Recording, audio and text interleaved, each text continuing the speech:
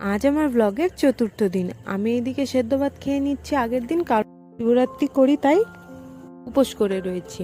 এই আমি রেডি হয়ে নিয়েছি প্রথম প্রহরে জল ঢালার জন্য।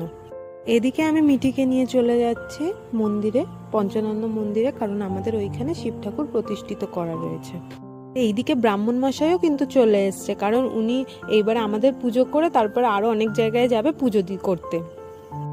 উনি কিন্তু আমাদেরই এক প্রহরী পুজো করে দিয়ে যাবেন, তারপরে আমরা নিজেরাই জল ঢেলে নেবো শিবের মধ্যে।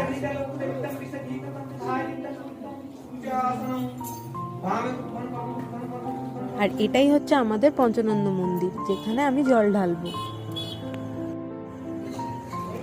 এইদিকে কিন্তু মিঠির মতো খেলা করে যাচ্ছে।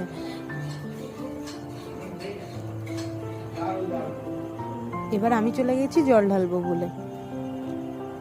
নমো শিবরাত্রি ব্রতঙ্গেব পূজা জপ পরায়ণ করোমি বিধিদত্তা গৃহানর্গং মহেশ্বর নমঃ শিবায় নমঃ নমঃ শিবায় নমঃ নমঃ শিবায় নমঃ। আর এইদিকে আমার প্রথম প্রহরের জল ঢালা সম্পূর্ণ হয়েছে। এবার আস্তে আস্তে একে একে সবাই জল ঢেলে নিচ্ছে।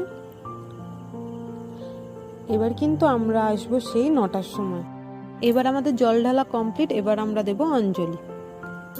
চক্র ধরম বিষ্ণু দ্বিভুজ।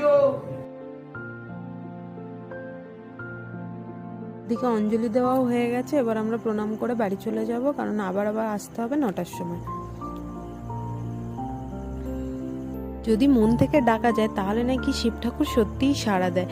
এবার কিন্তু আমরা নিজেরাই জল ঢালবো। এবার কিন্তু আর ব্রাহ্মণ থাকবে না। আর হ্যাঁ, তোমরা কারা কারা নতুন ব্লগার আছো আমাকে কিন্তু অবশ্যই কমেন্টে জানিও। তোমরা কারা কারা শিবরাত্রি করো সেটাও কিন্তু আমাকে জানিও। এদিকে কথা বলতে বলতে 12টাও বাজতে যায়। এদিকে আমি আবার রেডি হয়ে গেছিলাম তৃতীয় প্রহরে জল ঢালবো বলে। এদিকে আমি আর আমার বৌদি চলে গেছিলাম তৃতীয় প্রহরে জল ঢালার জন্য। সত্যি কথা বলতে আমার কিন্তু প্রত্যেক বছর খুব ঘুম পায়, কিন্তু এইবারে যেন আমার একদম ঘুম পায়নি। কারণ এইবারে আমি একদম ঠিক করে রেখেছিলাম যে আমি একদম মনোযোগ সহকারে শিব পুজো করব।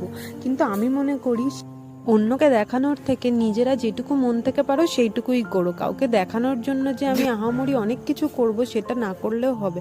তোমার মনে যেটুকু আসে তুমি সেইটুকুই করবে, তাতেই শিব ঠাকুর খুশি হবে। এটা আমার মতামত। তোমাদের কি মতামত অবশ্যই কিন্তু জানিও। আমার এখানে জল ঢালা কমপ্লিট। তাহলে এখানেই আমি ভিডিওটা শেষ করলাম। টাটা।